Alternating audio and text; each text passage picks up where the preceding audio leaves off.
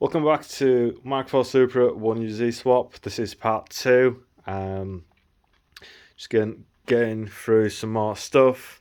So first off is, as you can see, well, if you know 1UZ, there are two more pulleys, one pulley here and obviously the AC pump, which is over there.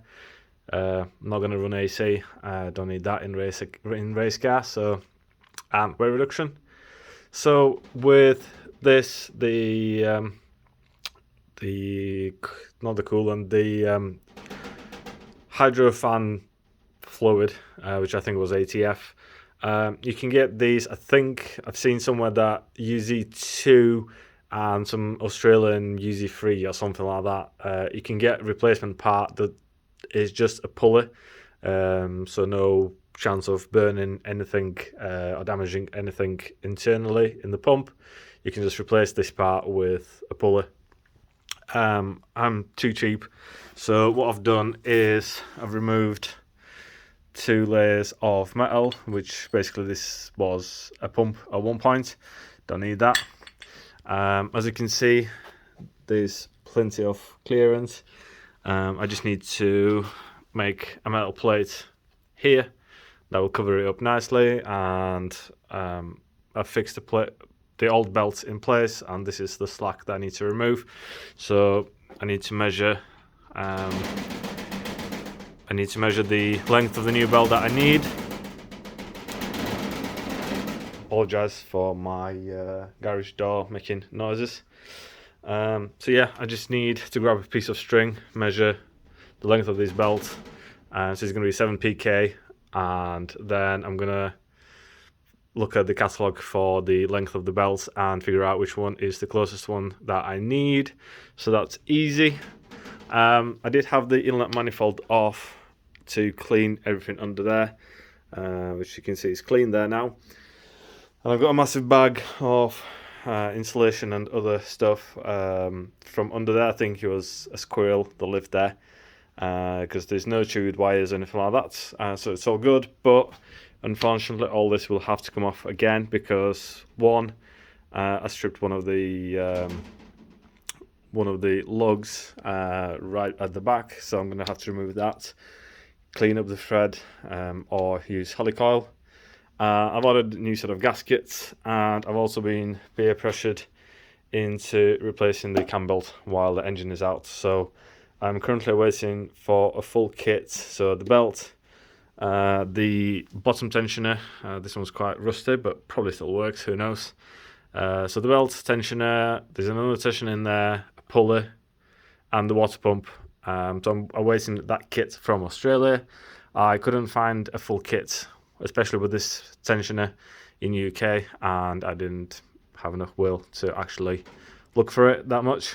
Probably can get these separately in UK, but like I say, I had other things to do. So yeah, so I'm waiting for a new timing belt kit, so the engine cannot go in until that is done, and I still need to replace or fix up all these legs. As you can see, this is quite shiny from the old oil.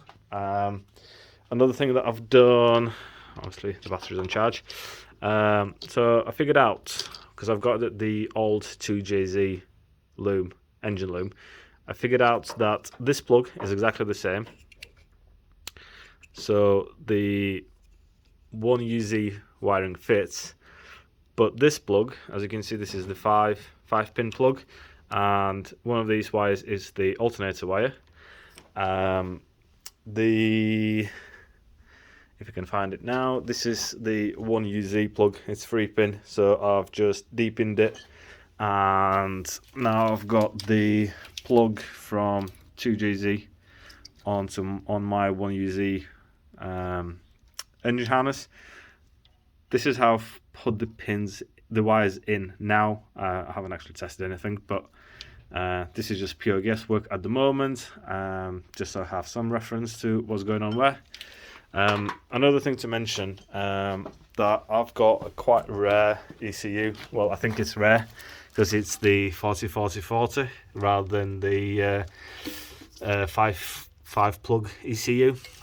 That's my alternator harness. I need to figure out where this goes, which I'm sure will be fun. Then what else? Oh, another thing is I've removed the power steering lines because they are completely wrong for the 1UZ. Luckily, I have the full Supra from the Sora, so I'm going to grab the power steering lines and run them. They are somewhat similar, but they are quite different. Also, I need to remove all of that. So I'm guessing this is for the starter motor, and that's just going to. Well, I'm guessing that goes to the positive here, so I need to remove that because obviously it won't need it.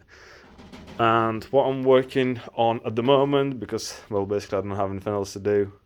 Oh, another thing I've done is that the coil, I think it's coil, fits right in. So using the Sora bracket, as you can see, everything lined up, all the bolts, so that's all good. And the thing I'm working on at the moment is the fuel pump hanger. So this is the Sora fuel pump hanger, and in Sora's the fuel pump fuel tank sits inside of the boot, so I can't reuse the whole thing.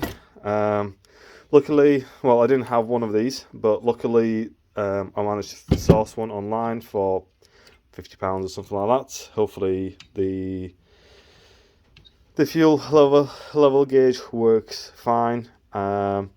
So this is my Sora pump that I've just taken off. Luckily this fits right in, and this is the moment of truth. Yep, that looks like it's going to work fine. Yep, so that's the right height. If you have the pump already in place, I would imagine that the 2JZ OEM pump will probably work fine. In my case, because I didn't have the pump, I'm just using the Sora one. Obviously, I'm going to reuse this plug because that has been cut off. And the last thing I'll need to do is, well, this is my boot, and this is the clutch I'm using, CG Motorsport. I believe they're Yorkshire Leeds based company. So that's going to be going onto the car, and I've got the Race World the 1UZ adapter to the M57 gearbox, which I've got in there. Happy days. Yep, unluckily for me, someone has cut all these wires, so I'll need to strip them back and extend them. I found a set of wires from the Sora loom that match in colour and the dimensions, so I'm going to extend them. And I do have a brand new OEM plug to go into the fuel pump hanger, and before that I need to clean all that. Ugh. So, and I can confirm that old fuel smells like bench stripper. It absolutely stinks. So I think that's going to be my weekly update for the Sora. Another thing, if anyone knows, so I'm using something like a Toyota Yaris or a Celica, or Celica, however you want to pronounce it, steering wheel, and the horn doesn't work. So if obviously the battery's unplugged at the moment, this is where I believe this is the ground cable, this is where it's plugged in, and obviously if I press that, nothing happens. But if I touch the ground to the grounded area of the body, the horn sounds. So I know that the actual horn circuit works, but not from here. So if anyone has retrofitted the same steering wheel and have any ideas, please do let me know. Another good news is I have sourced the harness, or the AC amplifier as it's called. That was one of the last few pieces that I'm missing, and that's for the heater controls and all of that to work, I believe. I have a spare one there, which I'll probably sell. Right, what else? Yes, I think that's it. I've ordered a brand new OEM clutch as well, because after a lot of thinking, I thought I'd rather spend £200 and get a kit that goes right into there, or well, from the other side, and stop me messing around, welding, grinding, painting some random clutch pedal that probably won't work the right way. And I've also ordered a master cylinder from a Toyota Land Cruiser rather than Toyota Supra. It's a lot shorter, it's supposed to be bigger internal diameter, and it's also about a quarter of the cost of the Supra one. So I'll give that to go. I'm not sure if I mentioned in the last episode or not. This is the Sora, what's it called? Accelerator cable. Fits right in. Literally taking it out from the Sora, and taking the 2J out of here, and the new cable. And this cable just went straight in, no issues. So that's happy days. So yeah, I'm currently waiting for parts so that I can drop the engine back in. I've got a few little bits that I'm going to do. I've also ordered the fuel line. I'm just going to try doing it in braided AN piping. I think I've got the right measurements. Well, I've looked them up online, so people on forums were online, right?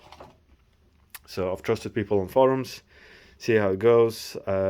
If it all works, I'll mention the sizes in the next part.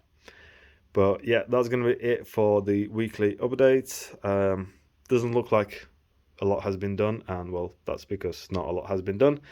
But I think